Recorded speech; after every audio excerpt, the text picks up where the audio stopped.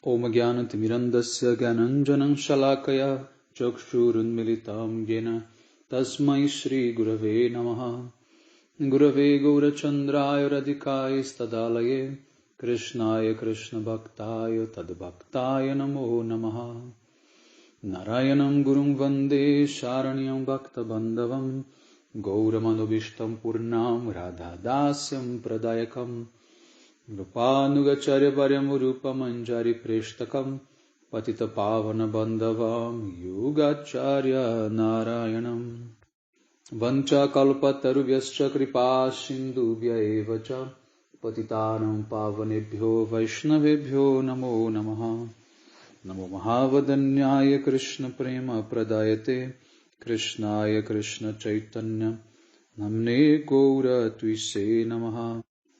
Shama Sundara Shikanda Shekara Ismerahasar Murali Manohara Radhikara Shikamam Kripanide Swapriya Charana Kinkarim Kuru Tapta Kanchana Gaurangi Radhe Vrindavaneshwari Vrishabhanushrute Devi Pranamami Hari Priye Vrindai Tulasi Devyai Priyai Keshavasya Krishna Bhakti Prade Devi Satyavatyai Namo Namaha. Shri Krishna Chaitanya Prabhu Nityananda Shri Advaita Gadadhara Shri Vasadi Gaura Bhakta Vrinda. Hare Krishna Krishna Krishna Hare Hare Hare Ramo Ramo Ramo Hare Hare. Primeiramente, eu gostaria de dar início oferecendo os meus mais humildes e respeitosas reverências à poeira dos pés de lótus de Paramaradatama Shri Guru Pada Padma Nittarila Pravishta Om Vishnupada Paramhamsa Paribrajaka Acharya Ashtotara Sata Srimad Shila Bhaktivedanta Narayana Goswami Maharaj Shila Gurudeva. E também a todos os Shirupano Gauriya Guru Varga, a todos os Tridandis Sannyasis, Brahmacharis, Vaishnavas e Vaishnavis, e a todos aqui hoje reunidos as minhas mais respeitosas reverências. Então, pela misericórdia sem causa de Shila Gurudeva, de todos os nossos mestres do passado, presente e do futuro, nós podemos nos reunir aqui hoje, mais uma vez, para dar sequência à leitura do livro Os Segredos do Bhagavatam. Então, na última aula, nós lemos como Krishna, ele teve que enviar, né, o seu mensageiro Uddhava para tentar pacificar os Brajabasis e também entender um pouco do sentimento, né, que Krishna estava sentindo ali, naquela condição em Dwarka, afastado dos Brajabasis e principalmente de Radharani. Então, Srila Gurudeva ele colocou algumas perguntas, né? Por que Krishna deixou Vrindavana? Por que ele não retornou? Né? Se ele quisesse ter voltado algumas vezes, ele também poderia. Tá? E agora Gurudeva vai responder isso. Então, Gurudeva está dizendo, agora vamos explicar as respostas às nossas perguntas. A primeira pergunta foi, por que Krishna deixou Vrindavana? Eu expliquei uma razão, que foi o passatempo no Prema Sarovara. Krishna ele estava muito preocupado pensando, quando as gopis estão comigo, elas sentem um intenso humor de saudade em antecipação do futuro, quando elas não estarão comigo. Nesse Mahabhava, ou Prema Vaititya, elas ficam como se estivessem mortas, sem vida. Você pode imaginar todos esses sentimentos e como o coração das gopis estava queimando neste fogo da separação. Ao considerar o coração queimando das gopis, Krishna pensou, se eu deixar Vrindavana, elas ainda assim sentirão saudade, mas um tipo de saudade que fará com que elas se encontrem comigo, talvez num sonho ou talvez numa alucinação. Elas verão uma árvore tamal e a abraçarão, pensando que sou eu. E elas pensarão, estamos aqui com Krishna.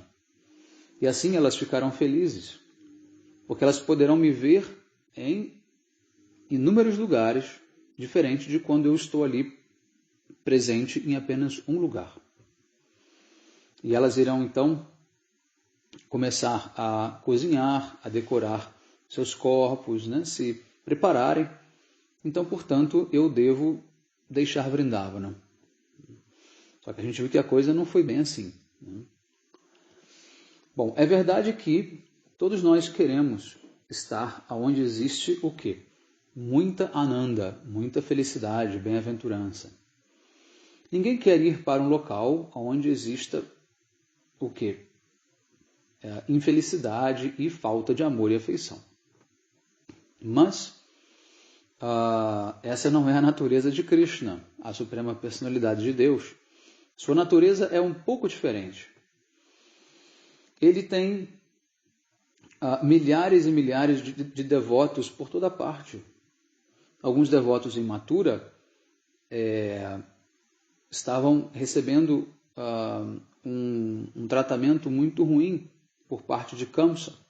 De fato, Devaki e Vasudeva estavam sofrendo diariamente, desde o dia em que se casaram. Após o casamento deles, 5 filhos nasceram, incluindo Krishna. Assim, 8 anos já haviam se passado. Após isso, mais 10 anos e 8 meses se passaram, porque Krishna deixou Vrindavana nessa idade. Então, Krishna deixou Vrindavana com 10 anos e 8 meses. Portanto, Vasudeva e Devaki estavam sendo torturados por Kamsa por pelo menos 18 anos. Ou quase 19 anos, perdão. Então, muitas pessoas deixaram Mathura para viver em um local mais protegido, e assim, com medo de Kamsa, eles sofriam. Mas seus pais não puderam sair. E como Krishna poderia negligenciá-los? Ele não pode. Ele com certeza se preocupa com eles. E se ele não se preocupasse, ele não seria misericordioso. Os Pandavas também estavam chorando. Kunti estava chorando para que Krishna viesse ajudá-los também. Estavam tendo muitos problemas com Duryodhana e os outros irmãos. Draupadi também estava chamando por Krishna e chorando.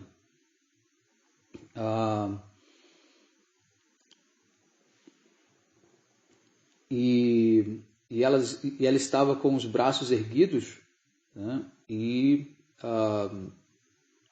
suplicando pela presença de Krishna. Então, diante dessas circunstâncias, como Krishna poderia dançar a Rasa Lila em Vanshivata com as gopis? Ele também deveria salvar Draupadi.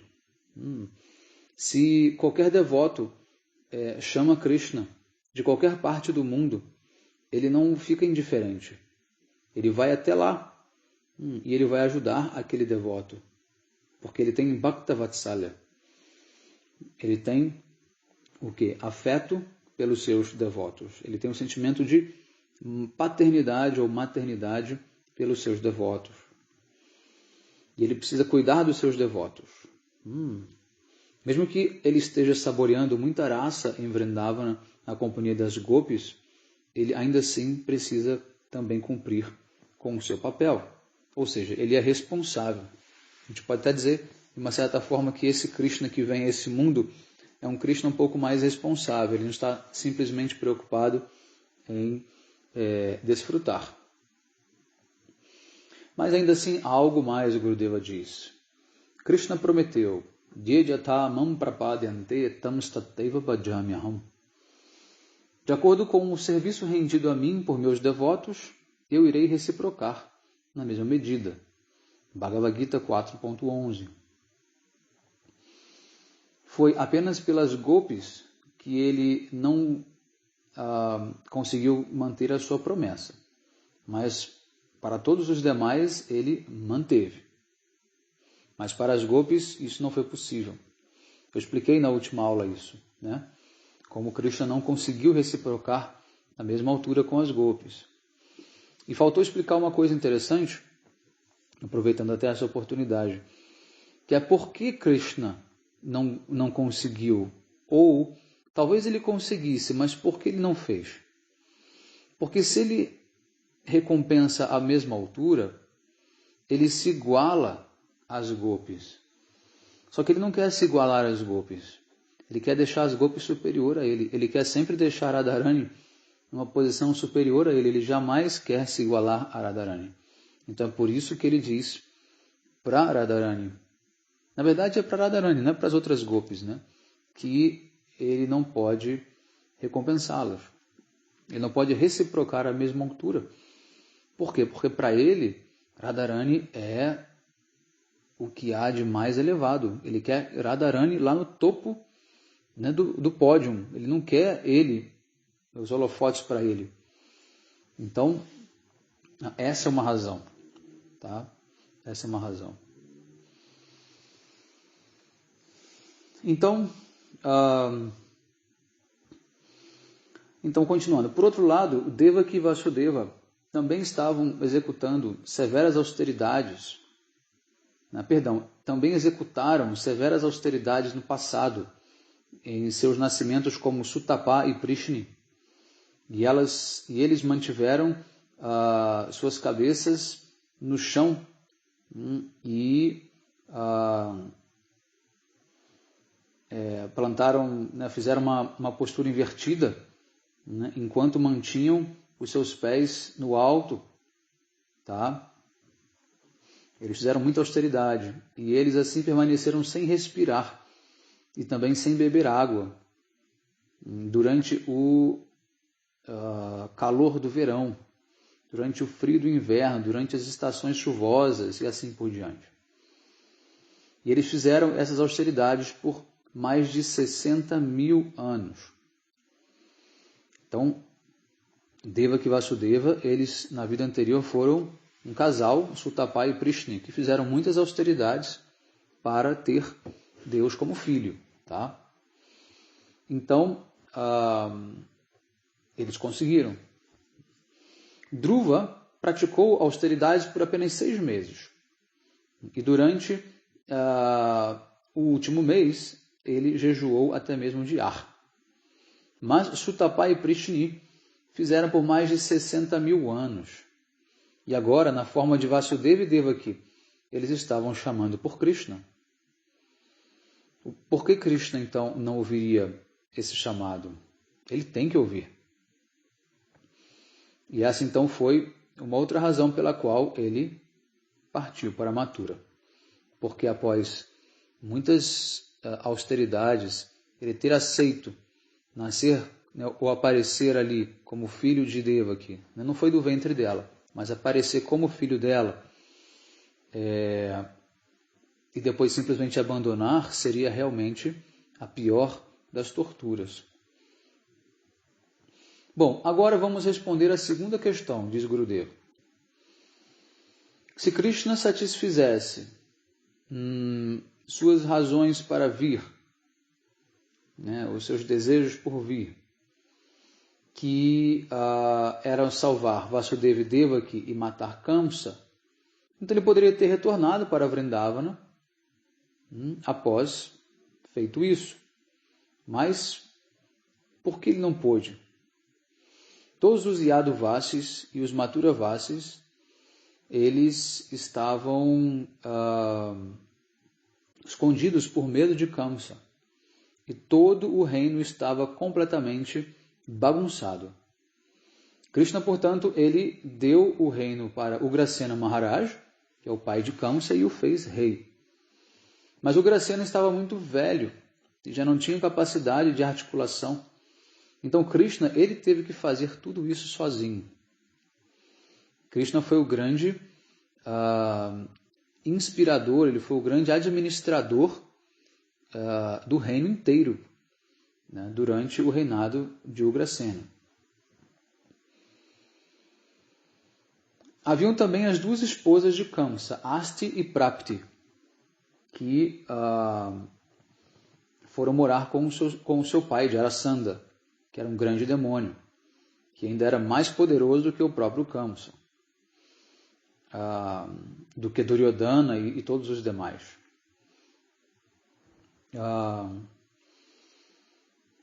E elas estavam dizendo que Kamsa estava sentado no trono e de repente Krishna veio, pulou em cima dele, o agarrou e o matou sem razão nenhuma. Jarasandha então ficou muito irado ao ouvir isso. Então ele pegou os seus soldados, que eram em número maior do que aqueles que estavam no Mahabharata, Gurudeva diz, milhões e milhões e milhões, e invadiu Mathura, não apenas uma vez, mas 18 vezes. Krishna então decidiu: o que acontecerá se eu for para Vrindavana? Todos lá serão mortos por Jarasandha. Então Krishna ele não voltou para Vrindavana para também evitar que Jarasandha atacasse Vrindavana, que Jarasandha queria matar Krishna. Então Krishna pensou: todos os Brajabasis são os meus verdadeiros familiares, eles são muito queridos para mim, e eu não posso deixar que eles sofram absolutamente nada. Kamsa já havia enviado vários demônios que causaram muitos problemas em Vrindavana. Mas imagine agora, se todo o exército de Jarasandha invade Vrindavana, ele destruiria tudo em apenas um dia. Nanda Baba também sabia disso. Então, quando Krishna se encontrou com ele após matar Kamsa, Krishna falou no ouvido de Nanda Baba o seguinte: não fique preocupado, eu voltarei. Após matar Jarasandha e todos os outros demônios, eu voltarei. Eu tenho que voltar. Mas se eu for agora, Jarasandha ele virá com todos os seus exércitos para atacar Vrindavana e tudo será destruído. Então, e assim eu não serei capaz de salvá-los. Não há qualquer tipo de proteção bélica em Vrindavana. Tudo está extremamente vulnerável. Então, aceitando esse argumento de Krishna, Nanda Baba deixou que ele ficasse. Daí partiu sozinho. Mas ainda há uma outra razão.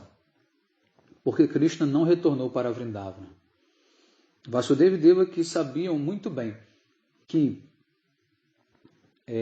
aquela pessoa que vai para outro local sem antes...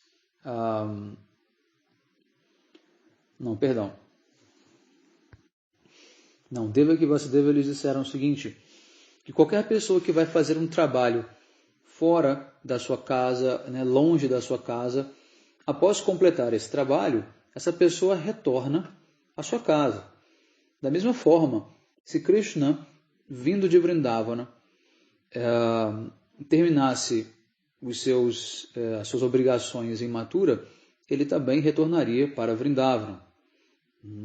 Mas se Krishna dissesse, por exemplo, que estava indo para Indraprastha, né, ou indo para Mithila, né, Vasudeva e Devaki eles não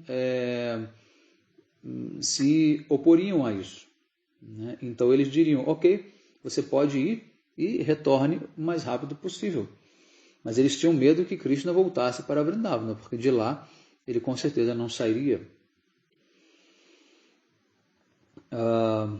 Mas Krishna ele pediu permissão a Devaki e Vasudeva para voltar rapidamente para Vrindavana.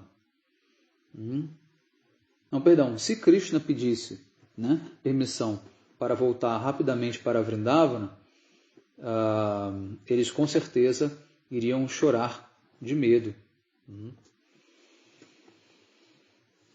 Então, eles com certeza não dariam permissão. Vrindavana é Rasamai Bhumi, a terra que está permeada por relacionamentos amorosos. Devaki e Vasudeva sabiam que Krishna não iria para Vrindavana cumprir com alguma obrigação, mas sim viver a sua vida. E se ele encontrasse as gopis, ele iria, obviamente, dançar a Rasa Lila com elas, iria brincar com os gopas, etc. E assim ele não voltaria para Mathura. Então, isso faria com que Devaki e Vasudeva ficassem muito magoados. Não apenas os dois iriam chorar, mas todos os Mathuravasis também sentiriam a morte presente naquele momento que soubessem que Krishna não voltaria. Então foi por isso também que Krishna não voltou para Vrindavana, muito embora ele quisesse ter voltado. Se Krishna tivesse voltado para Vrindavana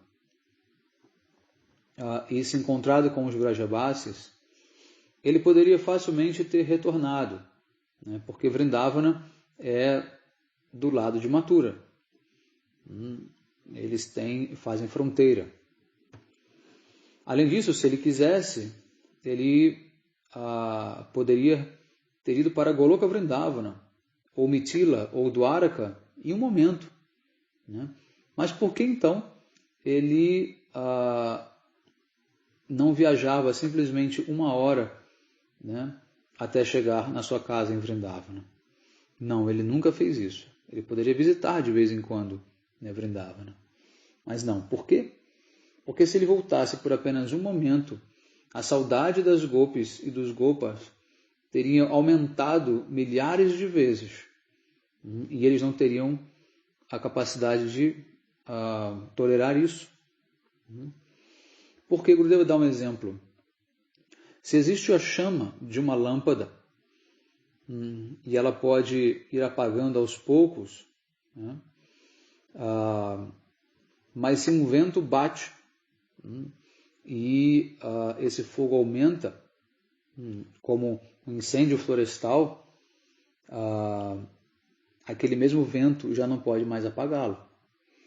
Ao contrário, o vento irá ajudar a aumentar o fogo ainda mais. Uma excelente comparação, né? Então, Krishna é como se fosse esse vento.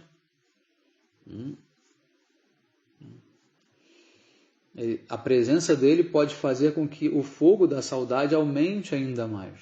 Porque se os Brajavasis perdem Krishna pela segunda vez, aí realmente algo estaria, né, isso com certeza seria muito pior. Então o fogo da separação no coração das gopis e dos gopas é assim. É como esta pequena chama, né, de uma lamparina de ghee que está, como se diz, oscilando. Né?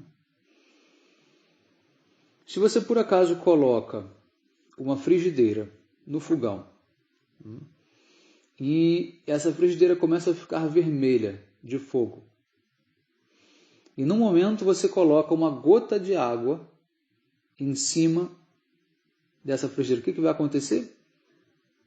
Vai ferver aquela água num momento. E a água ela começa o quê? Ela salpica. Ela praticamente explode. E vem uma água muito quente. Inclusive, se essa água cai na sua mão, ela te queima. Então, o fogo da separação de Vrindavana é assim.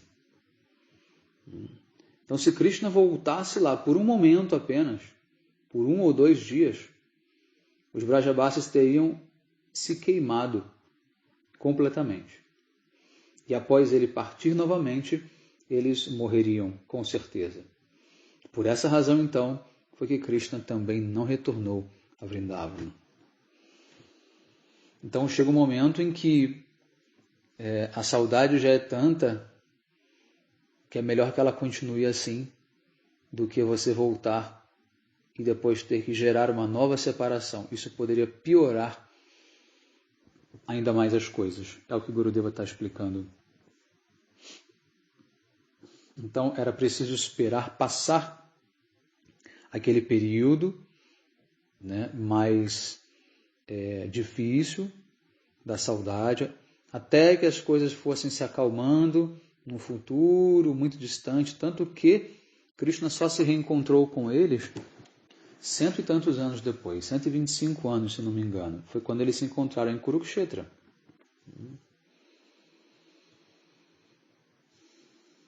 Então as gopis foram até Kurukshetra, elas estavam ali, claro, com muita ansiedade para reencontrar Krishna, mas elas foram, elas não estavam ali morrendo, nem nada.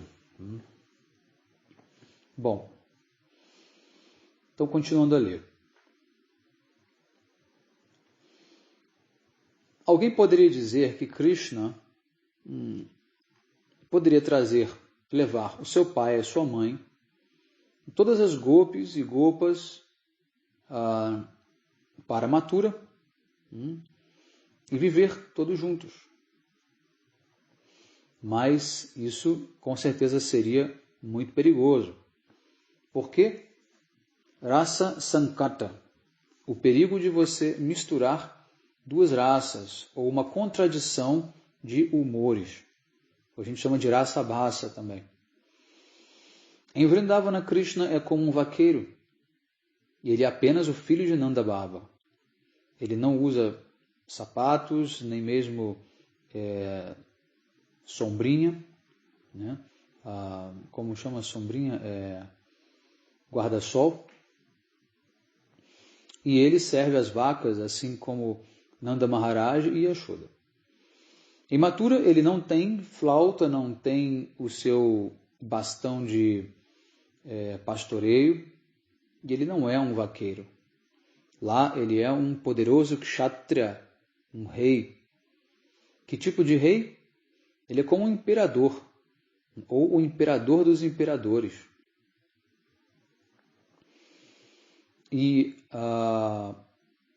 ninguém pode desafiá-lo, mas em Vrindavana todos os Brajabasis podem desafiá-lo. Então imagina, se Krishna estivesse em Mathura como rei, como autoridade suprema, e não fosse respeitado da maneira como pede a etiqueta, né, pelos Brajabasis, isso seria algo bastante conflituoso, porque você não pode tratar o rei de uma maneira de igual para igual, com intimidade. Lembre-se que em Mathura até Vasudeva e Devaki eles têm veneração por Krishna. Eles também prestam reverências a Krishna, porque lá o humor é esse. Só que Yashoda ia pegar Krishna pelas orelhas, ia dar bronca nele, os amigos iam desafiá-lo, e o que dirá das gopis, que podiam inclusive abusar, né, verbalmente dele, e tudo isso ia criar uma grande confusão. Correto? Se os Brajabasis fossem para Mathura, né, como Krishna seria capaz de manter a sua pena de pavão, né, na cabeça e a sua flauta em suas mãos? E como os próprios Brajabasis reagiriam, né, em Mathura? Eles poderiam ao mesmo tempo também ficar muito constrangidos e encabulados. É como você trazer aquela pessoa que vive no interior a vida inteira para a cidade grande, para se relacionar com pessoas, enfim, com a autoridade da cidade grande. Com certeza isso constrangeria. Eles não se sentiriam bem. Então, não tem essa possibilidade de Krishna levar os Brajabasis para Mathura. De maneira nenhuma. Então, o Srimad Bhagavatam 10, 43, 17 declara que em Mathura Krishna ele é para Devata. Ele é o Senhor dos Senhores, para todos os Yadavas. Para Devata significa Vrishninam para Devateti, que diz esse verso. Ele é o Rei dos Reis, e adorado por todos os Mathuravasis. Em Vrindavana ele é Swajana, ou seja, ele é apenas o ente querido e íntimo, né, como o filho de Nanda Baba e de Yashoda, ou o amigo dos vaqueiros, ou simplesmente o amado das gopis. Lá ele não é Paradevata. Nenhum gopa adora Krishna. Yashoda, ela nunca adora Krishna, no sentido de reverências. Ela faz um arati, mas esse arati é para a auspiciosidade dele, mas não é ele como um mestre. Tá? Então tem uma diferença nisso.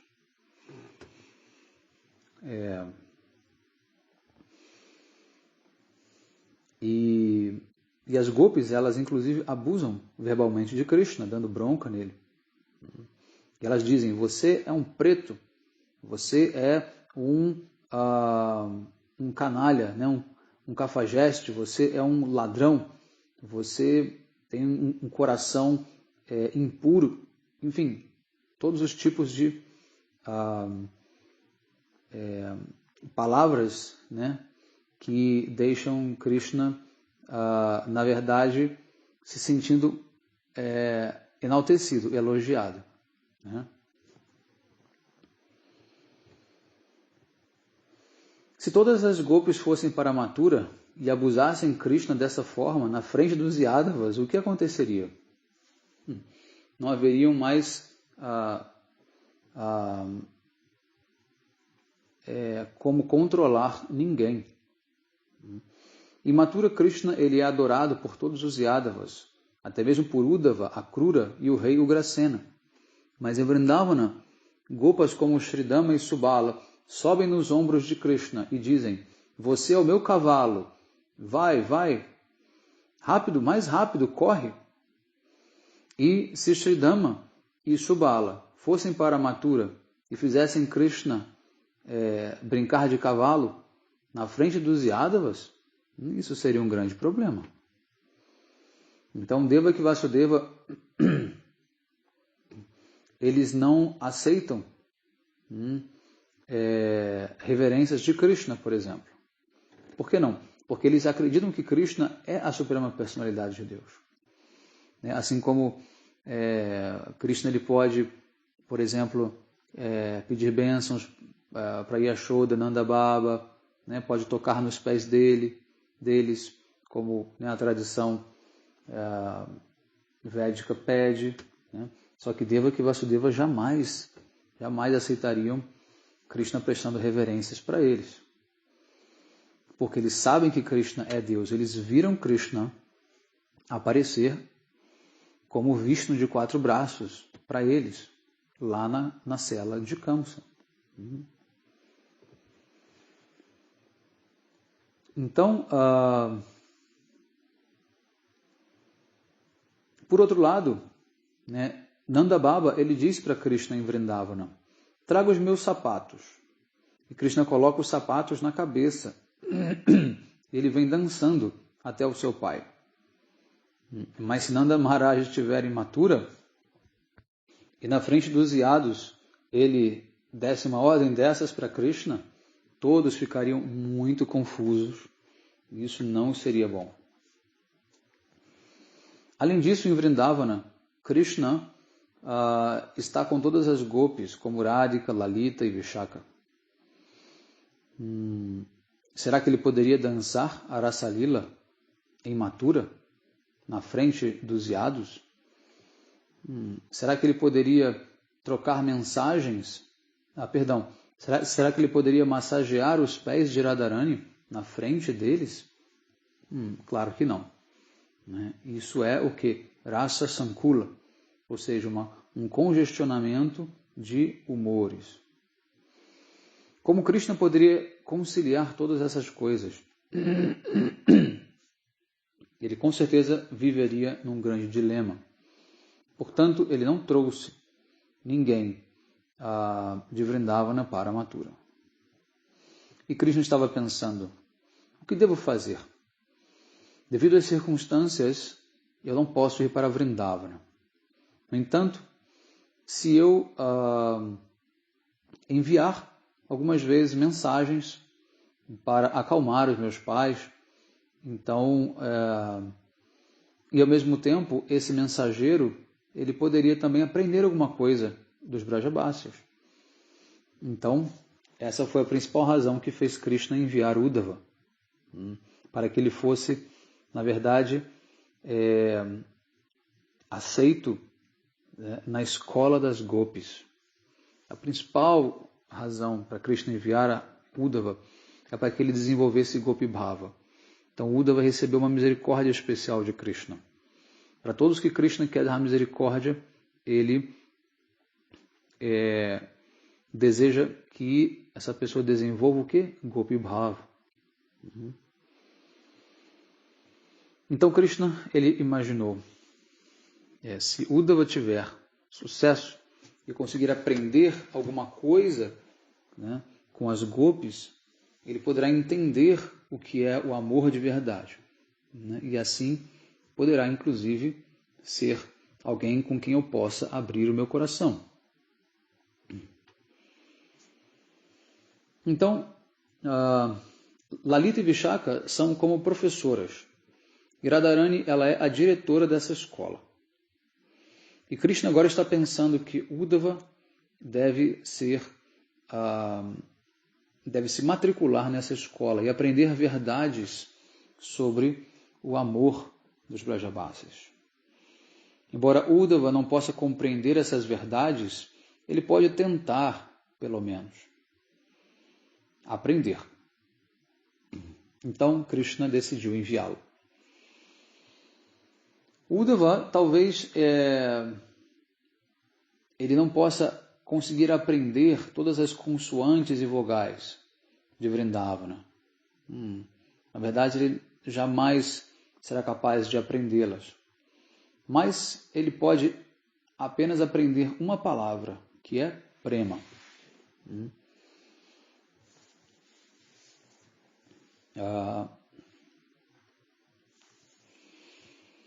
Assim, Krishna enviou Uddhava para Vrindavana para que ele pudesse aprender um pouco sobre prema. E Krishna, ele ponderou: quando esse mensageiro se tornar qualificado, ele logo retornará e eu poderei compartilhar um pouco da minha dor com ele. Portanto, eu devo enviá-lo hoje mesmo. E a sua principal motivação em enviar Uddhava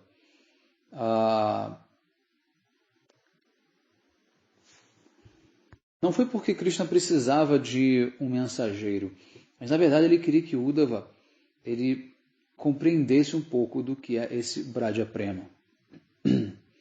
Então, quando ele retornar e me ver chorando, disse Krishna, e sofrendo, ele poderá então falar palavras que me acalmem. Então vamos começar do começo, diz Gurudeva. Vacho vegam manasa kroda vegam jiva vegam udaro pashta vegam etam vegam javishaheta dhira sarvamapimam pritevim sashishyat. Primeiro verso do Padeshamrita, de Rupa Goswami. Uma pessoa sábia e autorrealizada, que é capaz de controlar o ímpeto da fala, a agitação da mente, a inconstância da ira, a veemência da língua, a urgência da barriga, do estômago e a agitação dos seus genitais, pode instruir o mundo inteiro. Em outras palavras, todos podem se tornar discípulos de uma pessoa autocontrolada como essa. Então, por que Gurudeva está falando sobre isso? Porque agora ele vai começar a falar de como devemos entender os tópicos mais elevados, tá, de Bhakti. E aqui fica uma observação bem importante, que é o seguinte. Srila Gurudeva, ele às vezes era muito criticado por certas pessoas, certos líderes, enfim.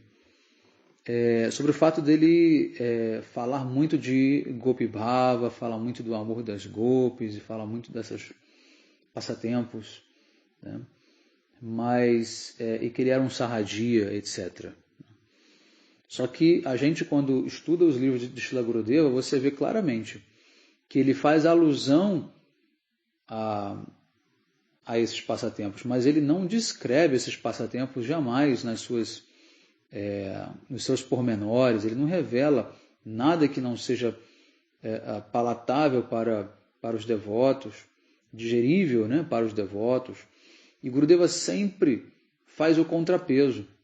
Então ele está falando agora coisas muito elevadas, daqui a pouco ele vem e apresenta o quê? O primeiro verso do Padeshamrita. Aí ele fala de Prahlada Charitra, ele fala de Dhruva Charitra, daí ele cita o Bhagavad Gita, ou seja, depois ele cita a Madhurya Kadambini. Então Gurudeva está sempre equilibrando o Harikata dele, porque ele sabe onde estão os nossos pés. Gurudeva sabe que os nossos olhos, né, estão olhando para cima, para a nossa meta, mas ainda temos os nossos pés aqui na terra, nos nossos anartas, nos nossos condicionamentos, ainda cheios de defeitos. Então Gurudeva sempre, de maneira muito perfeita mesmo, um perito realmente na arte do Harikata, e ele sempre faz o contraponto. Olha, estou te apontando muito elevado, com certeza, mas não se esquece, o seu pé está aqui. E você precisa trabalhar esses pontos. Controlar a sua ira, controlar a sua luxúria, controlar a sua fala, né, controlar o seu desejo por desfrute. Senão, você não chega naquele ponto.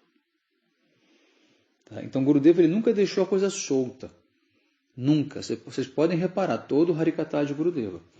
Ele não vai deixar a coisa solta, ele não vai começar a falar de Rasa Lila, de Gopi Bhava, de Manjari, essas coisas e parar por aí. Nunca.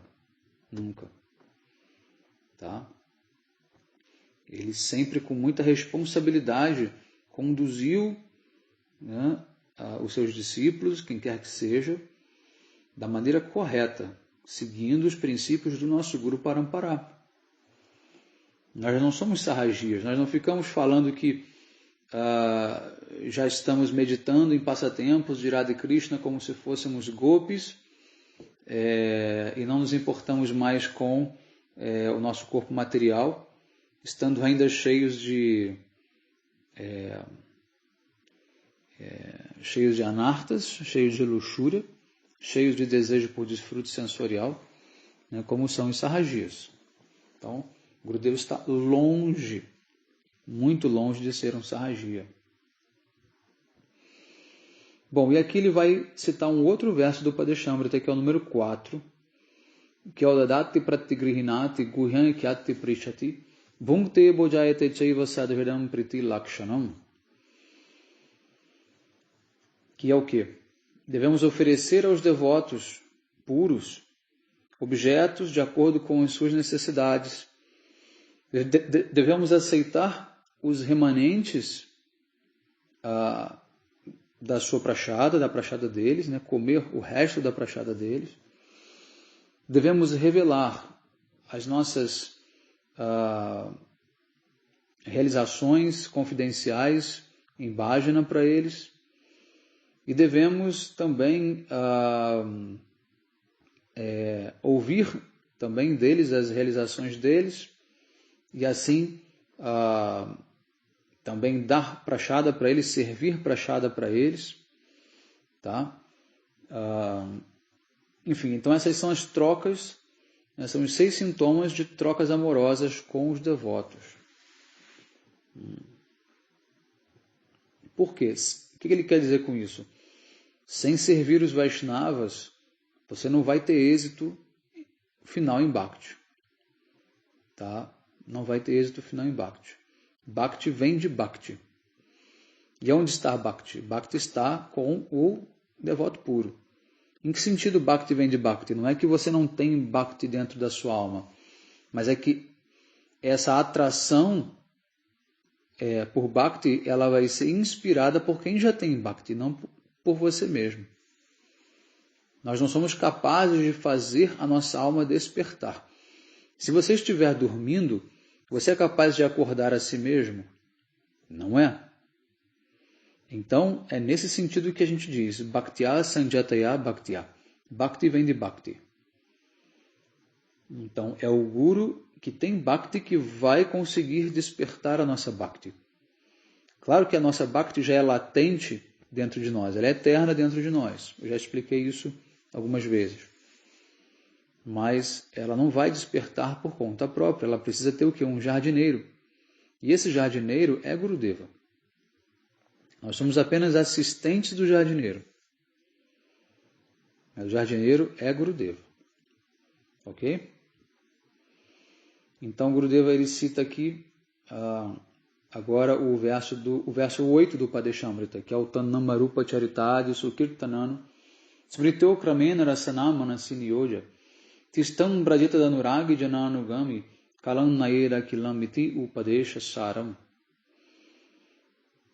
Enquanto estiver vivendo em Vrindavana, se não fisicamente, mas mentalmente, como um seguidor dos eternos residentes de Vrindavana, que possuem o quê? Amor espontâneo e inerente por Krishna. Você deve utilizar todo o seu tempo, ocupando a sua língua e a sua mente no cantar e no lembrar dos passatempos, formas, nomes e qualidades de Krishna. Essa é a essência de todas as instruções. Então,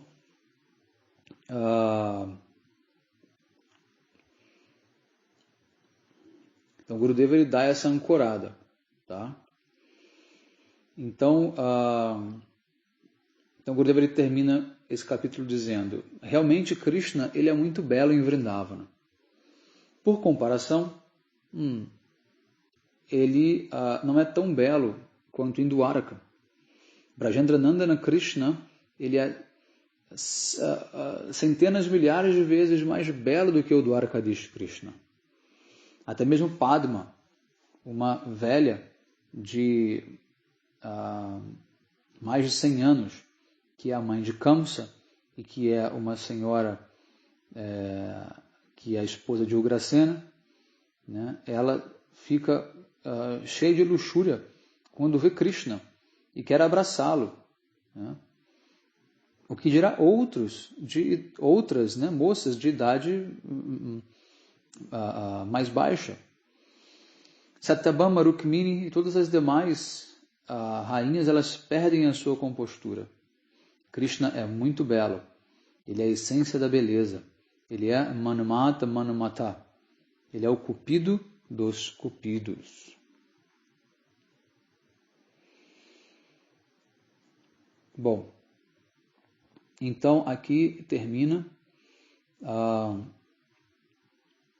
basicamente termina o livro, tá? Os Segredos do Bhagavatam. E Gurudeva tem aqui agora, nessa última parte, uma explicação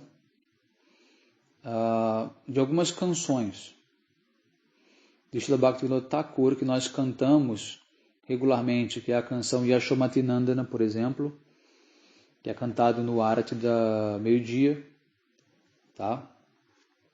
E Gurudeva dá toda uma explicação muito rasika, muito profunda, e depois ele dá também uma explicação sobre a canção Gurudeva Kripa Bindudiya, que vai falar sobre Guru Tattva. E depois ele também explica uma canção chamada Amar Bolite Prabhu, Ar Kichunai, que fala sobre rendição. Depois ele explica a canção Manasa Deha Geha, que é também de rendição, Sharanagati. E aí depois tem o final, que é falando sobre o mês de Purushottama, que por acaso nesse ano em que ele deu, que era em 99, essa série de aulas. Estava tendo o mês de Purushottama. E esse ano nós teremos o mês de Purushottama. Então vai ser ótimo, foi pura coincidência. Já tinha até me esquecido que tinha essa parte aqui no final do livro. Então nós vamos ler toda essa parte final agora. Tá? De modo geral, o livro em si, tá? dos segredos do Bhagavatam, já terminou. E agora essa parte é uma parte extra. Tá bom? Mas a gente vai ler tudo porque aqui tem muita informação elevada, puro néctar, e a gente com certeza vai conseguir aprender bastante. Ok? Então, um bom dia a todos. Hare Krishna.